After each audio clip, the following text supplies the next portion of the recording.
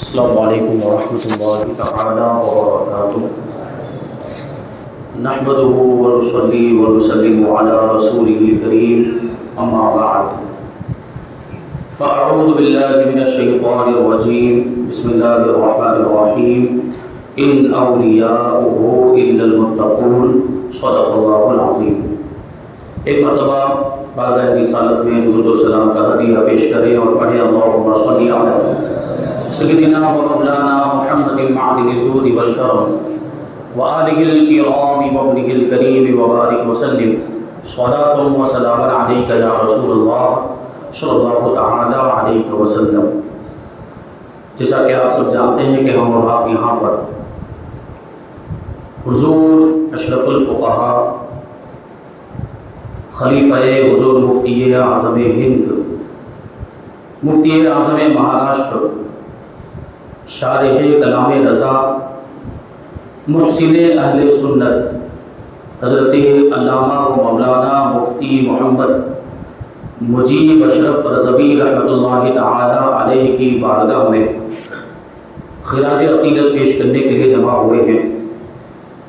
یہ حضرت کا تیسرا عرس ہے اور ہم پر حضرت کے بے شمار احسانات ہیں، چاہے وہ اہل صورت ہوں یا انوار رضا کے فارغین ہوں یا حضرت کے مریدین ہوں، سب پر حضرت کا بہت بڑا احسان ہے، اور جس کا احسان ہوتا ہے اس کا ذکر کیا جاتا ہے، اور جتنا بڑا احسان ہوتا ہے اتنا زیادہ ذکر کیا جاتا ہے۔ یقیناً حضور اشرف الفقہاء کا ہم پر بہت بڑا احسان ہے۔ حضور اشرف الفقہاء کا ہم جتنا ذکر کریں اتنا کم۔ تو یہ حضور اشرف الفقہاء کی بارگاہ میں خراج عقیدت پیش کرنے کی چھوٹی سی ہماری کوشش ہے کہ اس محفل کو منعقد کیا۔ حضور اشرف الفقہاء رحمۃ اللہ تعالی علیہ، اللہ تبارک و تعالیٰ نے بے شمار خوبیوں سے آپ کو نوازا۔ حضور اشرف الفقہاء عالم دین، فاضل جلیل اور باکمال مفتی ہونے کے ساتھ ساتھ ایک کامیاب مبلغ بھی تھے، اور آپ کی تبلیغی خدمات کا اثر صرف ہندوستان ہی نہیں بلکہ بیرون ملک بھی آج بھی پایا جاتا ہے۔ اور حضور اشرف الفقہاء اگرچہ ظاہری طور پر دنیا سے تشریف لے گئے، لیکن اپنے پیچھے علماء کی ایک ٹیم چھوڑ کر گئے۔ حضور اشرف الفقہاء کے خلفاء، آپ کے ماننے والے، آپ کے چاہنے والے آپ کے مشن کو آگے بڑھا رہے ہیں، اور ہم اللہ تبارک و تعالیٰ کی بارگاہ میں دعا کرتے ہیں کہ اللہ تبارک و تعالیٰ ہم سب کو حضور اشرف الفقہاء کے نقش قدم پر چلتے ہوئے دین متین کی خدمت کرنے کی توفیق عطا فرمائے۔ تو حضور اشرف الفقہاء صرف عالم نہیں تھے بلکہ عالم گر تھے، عالم بنانے والے۔ اور کیسے عالم کہ آپ کو استاذ العلماء کہا گیا۔ حضور اشرف الفقہاء اپنی جو بھی کامیابی آپ کو حاصل ہوئی اور جو بھی ترقیاں حاصل ہوئی، ان کے بارے میں حضور اشرف الفقہاء اکثر فرمایا کرتے تھے کہ آج میں جو کچھ بھی ہوں یہ حضور مفتی اعظم ہند کی نگاہ کرم کا نتیجہ ہے۔ حضور مفتی اعظم ہند کی نگاہ کرم کا نتیجہ۔ اور آپ نے اس کے بارے میں ایک شعر بھی کہا ہے حضور مفتی اعظم ہند کے تعلق سے کہ تیری نگاہ سے ملتا ہے نور قلب و نظر، تیری نگاہ سے ملتا ہے نور قلب و نظر، کہ تو ہے نوری اور نوری میاں کا نور نظر۔ حضور اشرف الفقہاء نے حضور مفتی اعظم ہند کے بارے میں فرمایا اور اکثر فرمایا کرتے تھے کہ میں جو کچھ بھی ہوں یہ حضور مفتی اعظم ہند کی نگاہ کرم اور آپ کا فیضان۔ اور ہم بھی یہ بات کہہ سکتے ہیں کہ ہم آج جو کچھ بھی ہیں یہ حضور اشرف الفقہاء کا فیضان ہے۔ ہماری شروعات یہیں سے ہوئی، یا اہل صورت پر تو ویسے ہی حضور اشرف الفقہاء کی خاص نظر رہا کرتی تھی، اور ہم پھر آگے جو بھی بڑے ہیں اور جہاں آج ہم کھڑے ہیں اور جس مقام پر پہنچے ہیں یہ حضور اشرف الفقہاء کا فیضان، اور یہ انوار رضا یہ حضور اشرف الفقہاء کا فیضان اور آپ کے خلوص کا نتیجہ ہے جو دین کا یہ قلعہ قائم ہے اور یہ چمن جو لہلہا رہا ہے، یہ حضور اشرف الفقہاء کی محنتوں کا، آپ کی خدمات کا نتیجہ۔ حضور اشرف الفقہاء فرماتے ہیں کہ میری سب سے پہلی ملاقات اور سب سے پہلی زیارت حضور مفتی اعظم ہند کی جو زیارت ہوئی گھوسی میں، حضور مفتی اعظم ہند تشریف لائے، کیونکہ آپ کا آبائی وطن گھوسی، حضور مفتی اعظم ہند پہلی مرتبہ تشریف لائے تھے۔ حضور اشرف الفقہاء کی عمر 11-12 سال کی ہوگی۔ حضور صدر الشریعہ اور حضور مفتی اعظم ہند ساتھ میں حج کے لیے روانہ ہوئے تھے، یہ 1367 کی بات، 1367 ہجری کی بات۔ تو حضور مفتی اعظم ہند اور حضور صدر الشریعہ علیہم الرحمہ یہ حج کے لیے روانہ ہوئے، حج کے ارادے سے بمبئی پہنچے، لیکن حضور صدر الشریعہ کی طبیعت پہلے ہی سے خراب تھی، بخار میں مبتلا تھے۔ ممبئی پہنچنے کے بعد اس بخار نے شدت اختیار کر لی اور اتنی زیادہ طبیعت خراب ہو گئی کہ آگے سفر کو جاری نہیں رکھ سکتے تھے۔ بہرحال حضور مفتی اعظم ہند وہاں سے اکیلے ہی حج کے سفر پر روانہ ہو گئے۔ حضور مفتی اعظم ہند تو مکہ مکرمہ پہنچ گئے، لیکن یہاں آپ کے جانے کے بعد حضور صدر الشریعہ کا انتقال ہو گیا، حضور صدر الشریعہ کا وصال ہو گیا۔ حضرت علامہ ارشد القادری نے اسی کے بارے میں کہا کہ مدینے کا مسافر ہند سے پہنچا مدینے میں، مدینے کا مسافر ہند سے پہنچا مدینے میں، قدم رکھنے کی نوبت بھی نہ آئی تھی سفینے میں۔ یعنی حضور صدر الشریعہ کا انتقال، پھر آپ کی نعش مبارک کو گھوسی شریف لایا گیا اور حضور مفتی اعظم ہند کو مکہ مکرمہ میں اس کی خبر مل گئی تھی کہ حضور صدر الشریعہ کا انتقال ہو گیا، اس لیے حج سے فارغ ہونے کے بعد حضور مفتی اعظم ہند جب ہندوستان تشریف لائے، بریلی شریف تشریف لے گئے، چند دن وہاں پر آپ نے قیام فرمایا، پھر جیسے ہی فرصت ملی، جیسے ہی موقع ملا، حضور مفتی اعظم ہند گھوسی تشریف لائے۔ اب جیسے ہی لوگوں کو پتا چلا کہ حضور مفتی اعظم ہند تشریف لانے والے ہیں تو صرف گھوسی ہی نہیں بلکہ آس پاس کے علاقے کے لوگ بھی حضور مفتی اعظم ہند کا دیدار کرنے کے لیے گھوسی کے اسٹیشن پر جمع ہو گئے۔ حضور اشرف الفقہاء فرماتے ہیں کہ پورا ریلوے اسٹیشن کھچا کھچ بھرا ہوا تھا، پاؤں رکھنے کی بھی جگہ نہیں تھی، اتنے زیادہ لوگ حضور مفتی اعظم ہند کو دیکھنے کے لیے، کیونکہ حضور مفتی اعظم ہند شہزادہ اعلیٰ حضرت تاجدار اہل سنت، اب ان کے دیدار کے لیے لوگوں کے دلوں میں کیسی خواہش اور کیسی تڑپ ہوگی، تو لوگ جمع ہو گئے۔ حضور اشرف الفقہاء فرماتے کہ میں بھی اپنے والد ماجد کے ساتھ حضور مفتی اعظم ہند کا استقبال کرنے کے لیے جو لوگ پہنچے تھے ان میں ہم بھی پہنچے۔ حضور مفتی اعظم ہند ٹرین میں سے نیچے تشریف لائے اور نعرے تکبیر اور نعرے رسالت کی آواز بلند ہونے لگ گئی۔ پہلی مرتبہ میں نے اس وقت حضور مفتی اعظم ہند کے چہرے مبارک کو دیکھا، فرماتے ہیں کہ دیکھا تو دیکھتا ہی رہ گیا، اور یہ پہلی ملاقات تھی۔ فرماتے ہیں کہ اس کے بعد حضور مفتی اعظم ہند کی محبت ایسی دل میں بیٹھ گئی کہ اب آپ کی یاد ستانے لگ گئی۔ میں نے اپنے والد ماجد سے بھی کہا کہ یہ کون ہے، پوچھا تو والد ماجد نے فرمایا کہ یہ بڑے مولانا صاحب ہیں جو بریلی شریف سے آئے ہیں۔ یعنی حضور مفتی اعظم ہند کو اس وقت بڑے مولانا صاحب کہا جاتا تھا۔ تو حضور اشرف الفقہاء کہتے ہیں کہ میں نے اسی وقت دل میں ارادہ بنا لیا کہ مجھے حضور مفتی اعظم ہند کی خدمت میں رہنا ہے۔ 11-12 سال کی عمر، ہمیں آپ کو 11-12 سال کی عمر میں شعور بھی نہیں ہوتا کہاں جانا ہے، کہاں تعلیم حاصل کرنی ہے، کسی خدمت میں رہنا ہے اور کہاں تربیت حاصل کرنی ہے، لیکن حضور اشرف الفقہاء کے دل میں فطری طور پر یہ جذبہ پیدا ہوا کہ مجھے حضور مفتی اعظم ہند کی خدمت میں رہنا ہے، اور اللہ تبارک و تعالیٰ نے آپ کی اس نیت کو پائے تکمیل تک پہنچایا۔ اللہ تبارک و تعالیٰ نے 30 سال تک حضور مفتی اعظم ہند کی خدمت میں رہنے کا موقع عطا فرمایا۔ یعنی یا تو مسلسل رہے ہیں یا وقفے سے حضور مفتی اعظم ہند کی بارگاہ میں حضور اشرف الفقہاء رہے، یہ موقع اللہ تبارک و تعالیٰ نے آپ کو عطا فرمایا۔ اور حضور مفتی اعظم ہند بھی بڑی محبت فرماتے تھے۔ حضور مفتی اعظم ہند یعنی آپ پھر وہاں سے گھوسی میں ابتدائی تعلیم مکمل کرنے کے بعد جب حضور شارع بخاری علیہ رحمہ بریلی شریف مظہر اسلام میں پڑھانے کے لیے تشریف لے گئے حضور مفتی اعظم ہند کے بلانے پر، تو حضور اشرف الفقہاء بھی حضور شارع بخاری کے ساتھ بریلی شریف پہنچ گئے، اور شارع بخاری جہاں جہاں جاتے تھے حضور اشرف الفقہاء بھی وہاں پر چلے جاتے۔ اسی وجہ سے تو حضور شارع بخاری کو حضور اشرف الفقہاء اپنا استاذ کل کہا کرتے تھے، اور اکثر فرمایا کرتے تھے کہ میں نے میزان سے لے کر بخاری شریف یہ حضور شارع بخاری سے ہی پڑھی ہے۔ تو حضور شارع بخاری سے بھی بڑا لگاؤ اور بڑا تعلق، اور حضور شارع بخاری ابھی جو آپ نے سید صاحب کا جو شعر سماعت کیا کہ وہ میدان محشر کے تعلق سے، کہ میدان محشر میں اگر حضور شارع بخاری نے یہ ارشاد فرمایا کہ میدان محشر میں اگر مجھ سے خدا نے پوچھ لیا کہ اے شریف الحق دنیا سے کیا لے کر آئے ہو، تو میں مجیب اشرف کو پیش کر دوں گا۔ ابھی آپ سوچیں کہ شارح بخاری کتنے بڑے عالم دین، آپ نے کتنی کتابیں لکھی ہیں، کتنے شاگرد پیدا کیے، آپ نے بخاری شریف کی شرح بھی لکھی ہے، اور کتنے سارے فتاوی، کثیر تعداد، ہزاروں کی تعداد میں آپ کے فتاوی موجود۔ شارح بخاری یہ نہیں فرماتے کہ میں اپنے فتاوی کا مجموعہ پیش کر دوں گا، شارح بخاری یہ نہیں کہتے کہ میں اپنے شاگردوں کی ایک جماعت کو پیش کر دوں گا، شارح بخاری یہ نہیں کہتے کہ میں اپنی تصانیف کو پیش کر دوں گا۔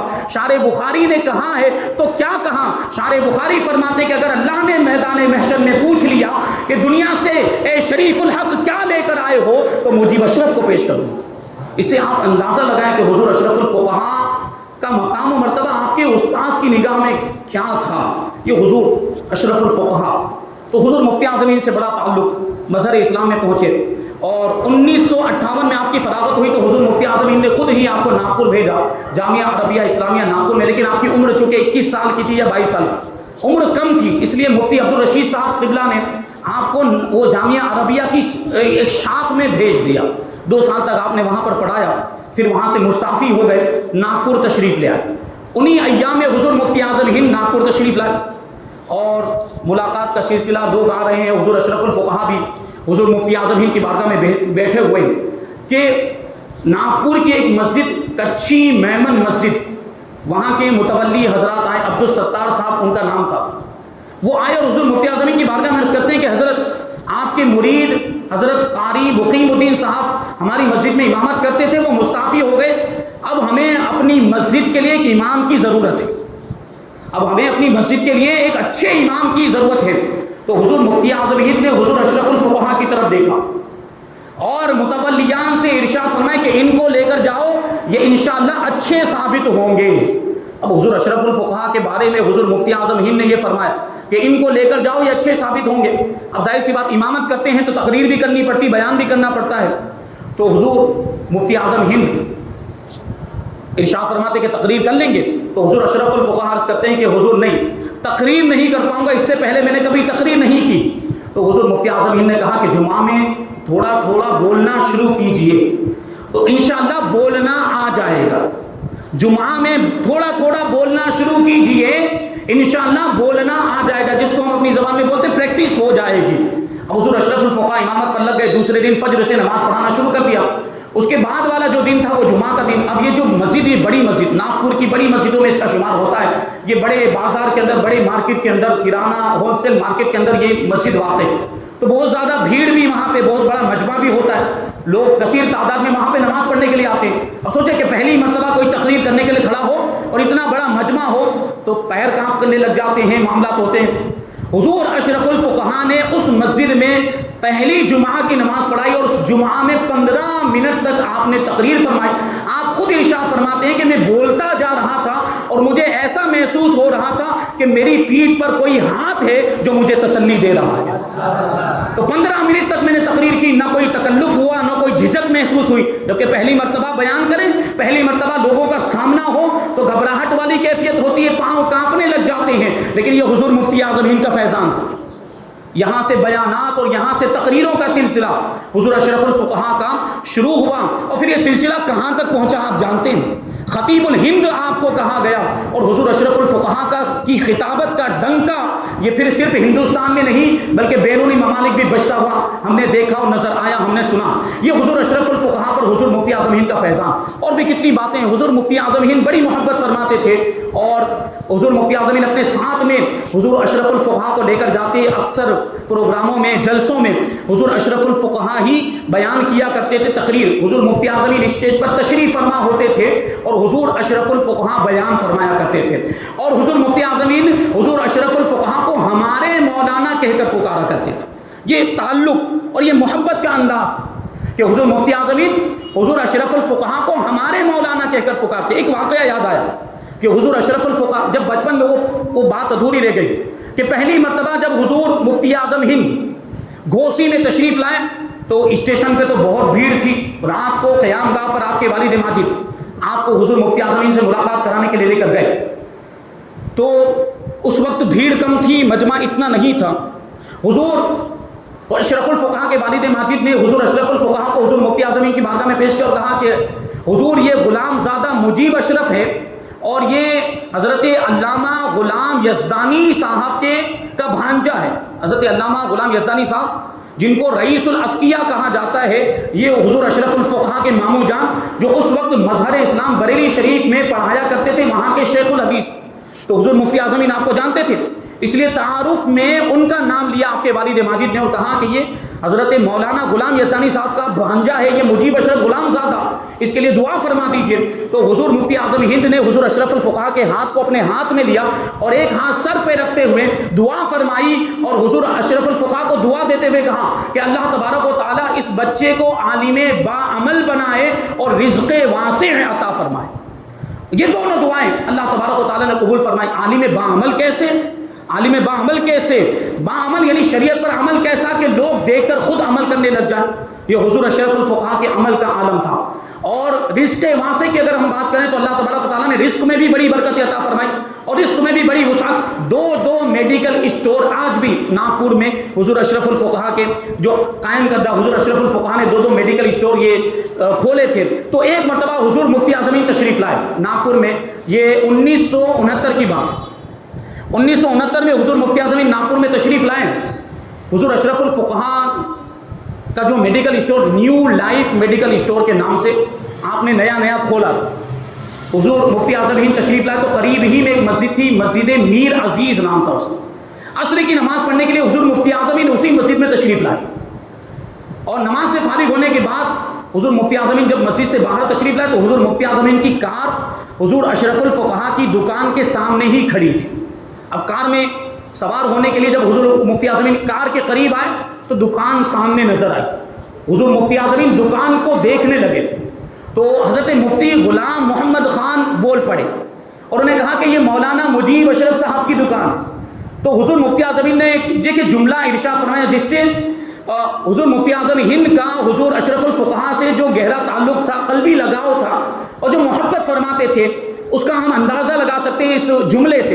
حضور مفتی اعظم ہند نے فرمایا کہ اچھا ہمارے مولانا بیپاری بھی ہیں، ہمارے مولانا بیپاری بھی ہیں. پھر بغیر کسی دعوت کے، بغیر بلائے ہوئے حضور مفتی اعظم ہند خود دکان میں تشریف لے گئے اور کیش کاؤنٹر پر تشریف فرما ہوئے دعا فرمائی، برکت کی دعا فرمائی اور اپنی جیب خاص سے 11 روپے نکال کر ڈروور میں خود حضور مفتی اعظم ہند نے اپنے دستے مبارک سے رکھے.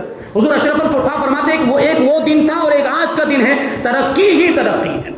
اللہ تبارک و تعالیٰ نے اتنی برکت عطا فرمائی. تو یہ حضور مفتی اعظم ہند سے حضور اشرف الفقہا کا لگاؤ. ٹائم ہو گیا ہے قرآن شریف کا، اس لیے بات کو یہیں پر ختم کرتے ہیں. ایک شعر پر اپنی بات کو ختم کروں جو حضور تاج الشریعہ کا شعر ہے جو آپ نے حضور مفتی اعظم ہند کے بارے میں کہا تھا. ہم اس کو تھوڑی ترمیم کے ساتھ یوں بھی کہہ سکتے ہیں کہ نگاہیں مفتی اعظم کی ہے جلوہ گری، نگاہیں مفتی اعظم کی ہے جلوہ گری، چمک رہا ہے جو اشرف ہزار آنکھوں میں.